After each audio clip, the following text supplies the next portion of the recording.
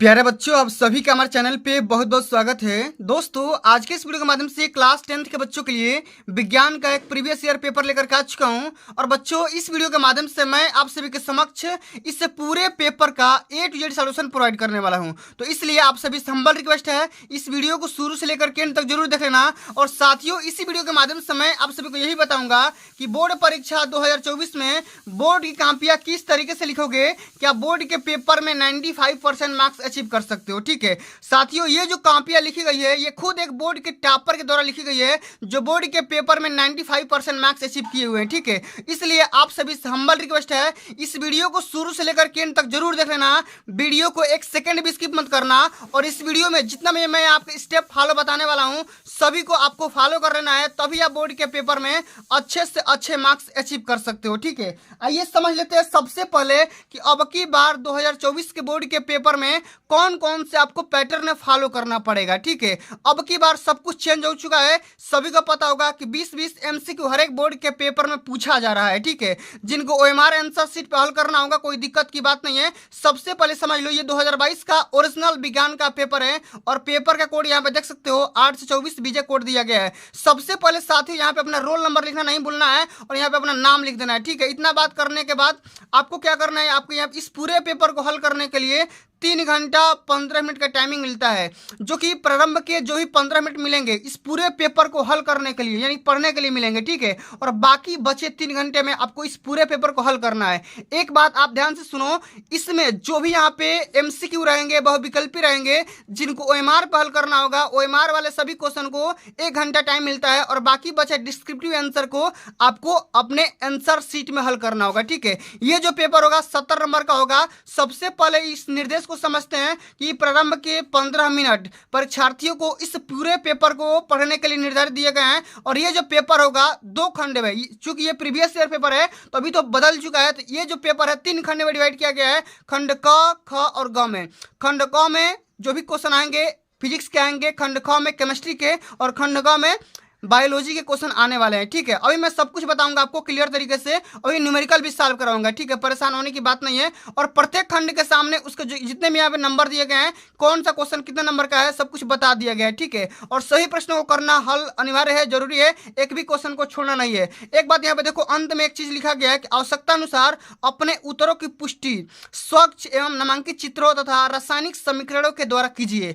जहां पे आप सभी को लगे कि फिगर बनाना है वहां पे फिगर भी बनाना है। ठीक है, छोड़ना नहीं है, एक भी फिगर वगैरह आपको छोड़ना नहीं। जैसे मैं यहाँ पे फिगर बनाया हूँ। ठीक है, सबसे पहले हम साथियों यहाँ पे खंड क को हल करेंगे। ध्यान से सुनिए, खंड क का जो पहला प्रश्न यहाँ पे दिया गया है कि वायु के सापेक्ष माध्यम का अपवर्तनांक अधिकतम होता है। अब बताना है कि भैया किस में अधिक होता है, जल में होता है कि हीरा में होता है कि कांच में होता है कि तारपीन के तेल में होता है। ठीक है, तो वायु के सापेक्ष, एयर के सापेक्ष किसी भी माध्यम का जो अपवर्तनांक होता है वो सबसे अधिक किस में हो जाएगा, हीरा में हो जाएगा। ऑप्शन नंबर यहाँ पे सेकंड आपको सही दिख रहा है। तो करेंगे क्या, अपने आंसर शीट में यहाँ पे लिखना होगा। चूंकि आपको ओएमआर मिलेगा तो ओएमआर में आपको फिलअप करना होगा। ठीक है, मैं बता दूंगा कि ओएमआर कैसे तरीके से किस तरीके से फिलअप करेंगे। ठीक है, सब कुछ मैं आप सभी को बता दूंगा। ठीक है, आगे बढ़ते हैं। अगला जो हमारा क्वेश्चन दिया गया है कि निकट दृष्टि दोष के निवारण के लिए चश्मे में प्रयुक्त करना चाहिए, कौन सा लेंस करना चाहिए, अवतल लेंस, अवतल दर्पण, उत्तल लेंस, उत्तल दर्पण। बताओ कि अगर कोई व्यक्ति निकट दृष्टि दोष से पीड़ित है तो उसको किस प्रकार का चश्मा का आवश्यकता होगा, तो हम उसको लगाएंगे अवतल लेंस। क्या करते हैं, अवतल लेंस, क्योंकि निकट दृष्टि दोष में निकट की वस्तु दिखाई तो देती है लेकिन दूर की वस्तु दिखाई नहीं देती है। अगला हमारा क्वेश्चन दिया गया कि चुंबकीय बल रेखाएं क्या होती है, सदैव समांतर होती है, एक बिंदु पर मिलती है, या एक दूसरे को कभी नहीं काटती है, या परस्पर काटती है। तो जो भी चुंबकीय बल रेखाएं होती है वो एक दूसरे को कभी नहीं काटती है। ठीक है, तो ऑप्शन इसका क्या हो जाएगा, ऑप्शन नंबर तीसरा बिल्कुल राइट आंसर हो जाएगा। हम यहाँ पे लिख देंगे कि एक दूसरे को कभी भी नहीं काटती है। ठीक है, इसी तरीके से आपको बोर्ड के पेपर में हल करना है, तभी आप बोर्ड के पेपर में अच्छे से अच्छे मार्क्स अचीव कर सकते हैं। ठीक है, और अगला हमारा जो क्वेश्चन पूछा गया है, यदि फाई इज इक्वल टू चुंबकीय फ्लक्स और बी इज इक्वल टू चुंबकीय क्षेत्र की तीव्रता और ए हमारा दिया गया एक अनुप्रस्थ परिच्छेद का क्षेत्रफल, तो इनके बीच जो रिलेशन होगा वो क्या होगा, तो बी बराबर होता है 5/a होता है। ठीक है, 5/a होता है। ऑप्शन नंबर पहला ही राइट आंसर हो जाएगा। हम यहाँ पे लिख देंगे क्या, बी बराबर 5/a हो जाएगा राइट आंसर। ठीक है, चलो अब आगे हम बढ़ जाते हैं। अगला जो कि हमारा क्वेश्चन दिया गया है एक फिजिक्स का क्वेश्चन है और ये न्यूमेरिकल दिया गया है कि अवतल दर्पण के मुख्य अक्ष पर ध्रुव से 30 सेंटीमीटर की दूरी पर स्थित वस्तु का प्रतिबिंब वस्तु पर ही बनता है, तो दर्पण की फोकस दूरी बताइए। सबसे पहले ध्यान से सुनो, क्या क्या चीजें यहाँ पे लिखेंगे, किस तरीके से न्यूमेरिकल करेंगे कि एग्जामिनर आपका अच्छा से अच्छा मार्क्स दे दे। ठीक है, सबसे पहले देखो, बोला जाता है first impression is the last impression. जैसे आप कॉपी में बढ़िया तरीके से लिखोगे, सजा करके लिखोगे, आपका एग्जामिनर आपकी कॉपी देख करके प्रसन्न हो जाएगा, खुश हो जाएगा। ठीक है, एक्साइटेड हो जाएगा। ठीक है, आपका नंबर वहां पे काटेगा नहीं, बल्कि नंबर बढ़ा करके देने की कोशिश करेगा। ठीक है, तो सबसे पहले हम यहाँ पे लिखेंगे कि प्रश्नोत्तर संख्या यहाँ पे सेकंड। ठीक है, अब यहाँ पे जो भी चीजें हमारा डाटा दिया गया, हम यहाँ पे डाटा को लिख लेंगे कि दिया गया हमारा यू का मान माइनस हमेशा होता है, निगेटिव होता है, तो -30 सेंटीमीटर, और भी जो कि प्रतिबिंब की लंबाई होती है ये भी सेम दिया गया, वहीं पे बन रही है, तो कहने का सेंस क्या हो गया, ये भी -30 सेंटीमीटर हो गया। अब आपको कैलकुलेट क्या करना है, एफ की वैल्यू यानी कि फोकस की वैल्यू कैलकुलेट करनी है। तो हम सभी जानते हैं कि यू वी और एफ में क्या रिलेशन होता है, 1/f = 1/v, और प्लस में 1/u होता है। अब यहाँ पे यू और वी की वैल्यू कैलकुलेट कर लो, यहाँ पे रख दो, यहाँ पे एफ का मान आ जाएगा -15 सेंटीमीटर। ये हमारा क्या हो गया, आंसर हो गया। चलो इसी प्रकार हम आगे बढ़ जाते हैं। अगला जो कि हमारा क्वेश्चन दिया गया है, सेम टू सेम इसी प्रकार का क्वेश्चन दिया गया है कि 40 सेंटीमीटर फोकस दूरी वाले अवतल दर्पण की वक्रता त्रिज्या ज्ञात करिए। ध्यान से सुनिए, ये जो क्वेश्चन है बोर्ड के पेपर में 2 नंबर में हर बार पूछा जाता है, इस बार भी पूछा जाएगा, इसमें कोई संदेह की बात नहीं है। ठीक है, अब समझ लेते हैं। सबसे पहले यहाँ पे लिखेंगे, दिया गया है हमारा फोकस की वैल्यू दिया गया है, फोकस बराबर 40 सेंटीमीटर दिया गया है, रेडियस की वैल्यू निकालना है। ठीक है, वक्रता त्रिज्या की वैल्यू निकालना है। तो हम सभी जानते हैं कि फोकस बराबर क्या होता है, r/2, यहाँ पे r बराबर क्या हो जाएगा, 2 × f हो जाएगा, और f की मान यहाँ पे 40 दिया गया, तो 40 तो क्या हो जाएगा, 80 सेंटीमीटर हो जाएगा। क्लियर। चलो अब अगला जो कि हमारा क्वेश्चन दिया गया है साथियों, कि वाहनों में उत्तल दर्पण का उपयोग क्यों किया जाता है। जो भी हम देखते हैं गाड़ी, बस, ट्रक, ट्रेन, जो भी हम गाड़ियां देखते हैं, ठीक है, उसमें उत्तल दर्पण का इस्तेमाल किया जाता है। अब आपसे यही पूछ रहा है कि भैया हम वाहनों में उत्तल दर्पण का इस्तेमाल क्यों करते हैं। ठीक है, आइए समझते हैं बारीकी से कि हम वाहनों में उत्तल दर्पण का इस्तेमाल क्यों किया जाता है। ठीक है, तो वाहनों में उत्तल दर्पण का उपयोग पश्च दृश्य दर्पण के रूप में किया जाता है। पश्च का मतलब पीछे, जो भी हमारा पीछे गाड़ी आ रही है, जब या पीछे लोग आ रहे हैं, या पीछे कौन सी वस्तु है, उन सभी चीजों को देखने के लिए हम उत्तल दर्पण का इस्तेमाल करते हैं। अब क्यों करते हैं, क्योंकि यह वस्तुओं का सीधा, पूर्ण और छोटा प्रतिबिंब बना देता है। ठीक है, क्या करता है, छोटा सा दर्पण होता है, और हमारे पीछे जो गाड़ी हमारी जो गाड़ियाँ होती है, और हमारी गाड़ी के पीछे जितनी भी गाड़ियाँ आ रही होती है, सबका जो प्रतिबिंब होता है छोटा, पूर्ण और सीधा बना देता है। ठीक है, इसलिए हम क्या करते हैं, वाहनों में पश्च दृष्टि को देखने के लिए हम क्या करते हैं, उत्तल दर्पण का इस्तेमाल कर देते हैं। ठीक है, चलो अब अगला जो कि हमारा क्वेश्चन पूछा गया, ये भी एक न्यूमेरिकल है। क्वेश्चन हमारा ये है कि 15 सेंटीमीटर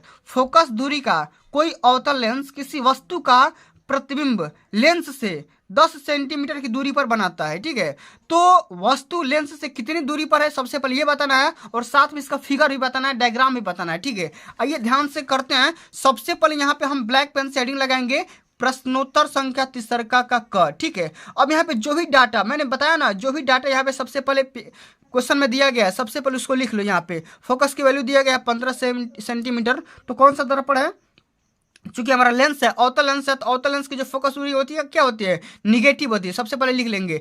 v की वैल्यू भी निगेटिव होती है, तो इसको भी हम लिख लेते हैं। अब हम लेंस का सूत्र जानते हैं क्या होता है, 1/f = 1/v - 1/u होता है। अब हम f और यहाँ पे v की वैल्यू रख देंगे, यहाँ हमारा u की वैल्यू निकल कर क्या जाएगा, लेकिन हमारे यहाँ पे u की वैल्यू निगेटिव आ रहा है। हम यहाँ पे फिगर बनाएंगे, ध्यान से देखिए। सबसे पहले ये मान लो कोई वस्तु है, ठीक है, यहाँ पे मान लो कोई भी मुख्य अक्ष है, वस्तु है, ठीक है, और वस्तु की फोकस दूरी यहाँ पे बन रही है। ठीक है, इसको हम क्या करेंगे, इस वाले लेंस से क्या करेंगे, जब यहाँ पे वस्तु ये किरण टकराएगी तो हमारा क्या हो जाएगी, यहाँ पे इसकी प्रतिबिंब बन जाएगी, जो कि कहाँ पे बनेगी, -15 सेंटीमीटर दूर पर रखी हुई आपको शो होगा। ठीक है, चलो आगे देख लेते हैं। अगला जो कि हमारा क्वेश्चन दिया गया है, तीसरा का ख वाला क्वेश्चन, यहाँ पे ध्यान से देखो, और इसमें से दोनों में से किसी एक को ही करना था। मैंने पहला वाला को बता दिया, अब आगे वाले को बता रहे हैं। ठीक है, इसको ध्यान से सुनिए। अगर देखो, अगर आप पहले वाले करो या दूसरे वाले करो, दोनों में से किसी एक को हल करना है। चूंकि मैं आपको ये वाला करके दिखा दे रहा हूँ कि 2 ओम, 3 ओम और 5 ओम के प्रतिरोधों को श्रेणी क्रम में जोड़ा गया है। यदि संयोजन के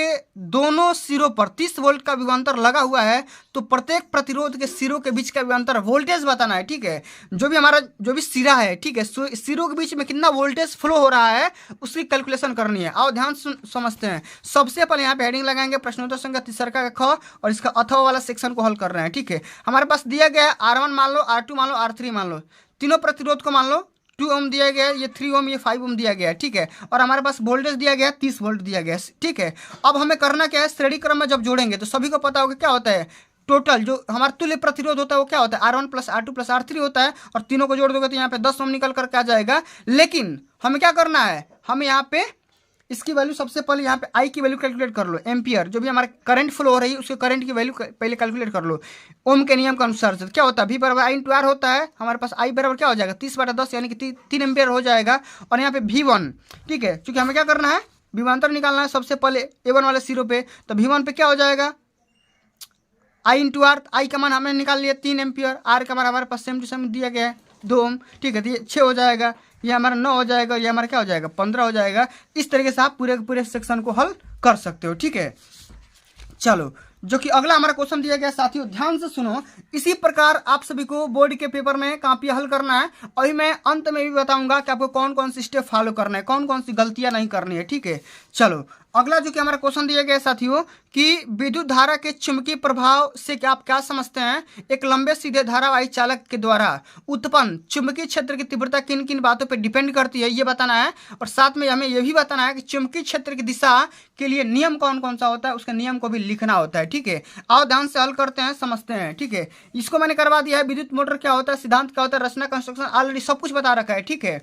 चलो आगे देख लेते हैं। सबसे पहले यहाँ पे हेडिंग लगाएंगे कि विद्युत धारा के चुंबकीय प्रभाव। इसमें हम लिखेंगे कि जब विद्युत धारा को एक वृत्ताकार चालक से प्रवाहित किया जाता है तो इस विद्युत धारावाही पास के प्रत्येक बिंदु पर उसके चारों ओर सकेंद्रीय वृत्ताकार पैटर्न में चुंबकीय क्षेत्र उत्पन्न हो जाता है, ठीक है।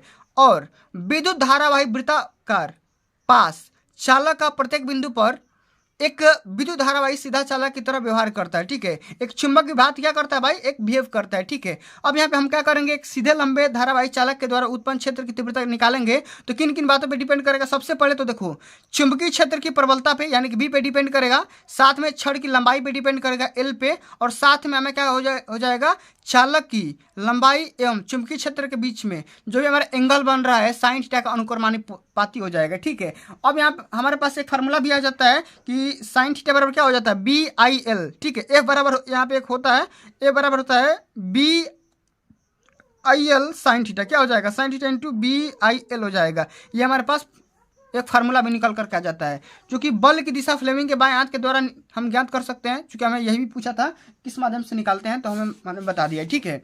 चलो अब साथियों हम हल करेंगे केमिस्ट्री वाले सेक्शन को, खंड ख वाले सेक्शन को, ठीक है। खंड ख में हमारा पहला प्रश्न पूछा गया है कि शुद्ध जल का पीएच मान कितना होता है, तो सभी को पता होगा शुद्ध जल का पीएच मान 7 होता है, हम यहाँ पे लिख देंगे। इसी तरीके से आपको हल करना है, ठीक है। सबसे पहले यहाँ पे खंड ख हेडिंग लगाओगे, प्रश्नोत्तर संख्या यहाँ पे लिखोगे, उसके बाद यहाँ पे हल कर दोगे, ठीक है। चलो अगला क्वेश्चन पूछा गया कि अम्ल से हाइड्रोजन हटाने वाला कौन सा धातु होता है, तो कौन सा धातु होता है, वो होता है कापर, ठीक है। यहाँ पे लिख दोगे कापर। अगला जो कि हमारा सूत्र पूछा गया, प्रोपेन का रासायनिक सूत्र पूछा गया, तो ये होता है C3H8 होता है। आपको इसी क्रम में लिखना होगा, ठीक है। अगला जो कि हमारा क्वेश्चन पूछा गया कि निम्नलिखित यौगिकों के IPSC प्रणाली में नाम लिखिए, ठीक है। सबसे पहले यहाँ पे लिखना है CH3 CH2 CH2 CH3। अब इसका IPSC नामकरण करना है, तो ये क्या हो जाएगा, ये ब्यूटेन का है, और ये आपका CH3COH ये है एसिटिक एसिड का, ठीक है। तो मैंने दोनों का नाम यहाँ पे लिख दिया हूँ, आप आसानी से देख लो, समझ लो, और इसी तरीके से बोर्ड के पेपर में हल करना है, ठीक है। चलो अगला जो कि हमारा क्वेश्चन पूछा गया कि मेंडलीफ का आवर्त नियम क्या होता है, इसकी व्याख्या करिए। ध्यान से समझिए मेंडलीफ का आवर्त नियम। यहाँ पे देखो, इसी प्रकार आप सभी को बोर्ड के पेपर में कापिया को हल करना है। सबसे पहले हेडिंग लगाओगे प्रश्नोत्तर संख्या 6, और यहाँ पे लिख दोगे हेडिंग में कि मेंडलीफ का आवर्त नियम की व्याख्या। इसमें क्या लिखोगे कि इस नियम के अनुसार तत्वों के भौतिक और रासायनिक गुण उनके परमाणु भारों के आवर्ती फलन होते हैं, अर्थात तत्वों को उनके परमाणु भारों के बढ़ते हुए क्रम में रखने पर समान गुण वाले तत्व एक नियमित अंतराल के बाद आते हैं, ठीक है।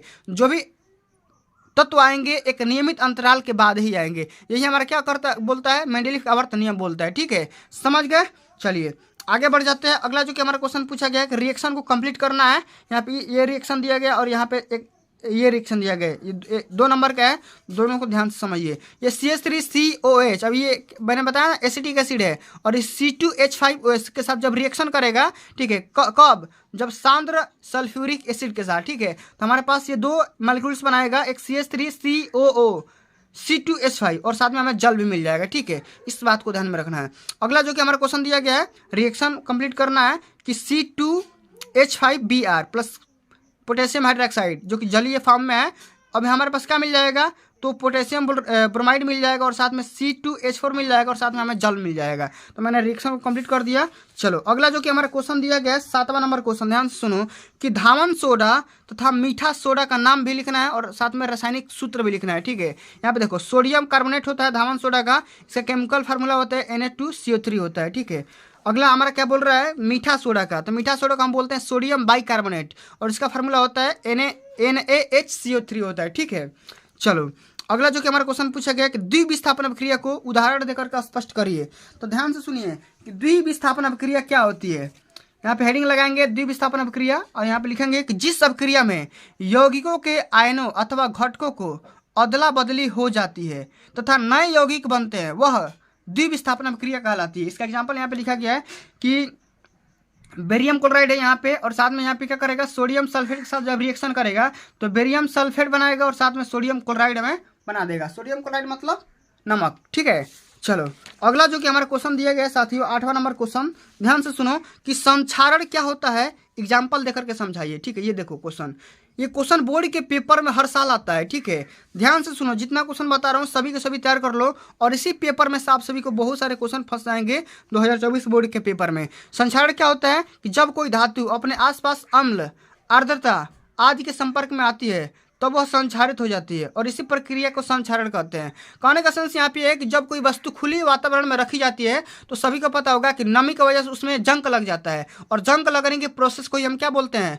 संक्षारण बोलते हैं, यानी कि जंग लगना बोलते हैं। ठीक है, इसका एग्जाम्पल क्या होता है कि चांदी के ऊपर काली परत चढ़ जाना और लोहे पर जंग लग जाना। ठीक है, सभी को पता होगा कि भाई लोहे पे ऊपर परत चढ़ जाती है, इसको हम जंग लगना बोलते हैं, कोरोजन बोलते हैं। ठीक है, चलो अगला जो कि हमारा क्वेश्चन पूछा गया कि साबुनीकरण पर संक्षिप्त टिप्पणी लिखिए। कैसे करोगे, ध्यान से सुनो, साबुनीकरण हेडिंग लगाना और यहाँ पे लिख देना उच्च अणुभार वाले मोनोकार्बोक्सिलिक एसिड के सोडियम और पोटेशियम लवण साबुन कहलाते हैं और ये तेलों और वसाओं के तंतु, जैसे यहाँ पर हमारा हो गया NaOH और साथ में KOH। ठीक है, सोडियम हाइड्रोक्साइड और पोटेशियम हाइड्रोक्साइड द्वारा जल अपघटन से प्राप्त किए जाते हैं और इसी प्रक्रिया को हम क्या बोलेंगे, साबुनीकरण बोलेंगे। ठीक है, चलो अगला जो कि हमारा क्वेश्चन पूछा गया है कि आवर्त सारणी में आवर्त और समूह को परिभाषित करिए। आवर्त सारणी में हमारा आवर्त क्या होता है और समूह क्या होता है, इसी को परिभाषित करना है। तो आवर्त सारणी में जो भी आवर्त और समूह होते हैं इसको ध्यान से सुनो।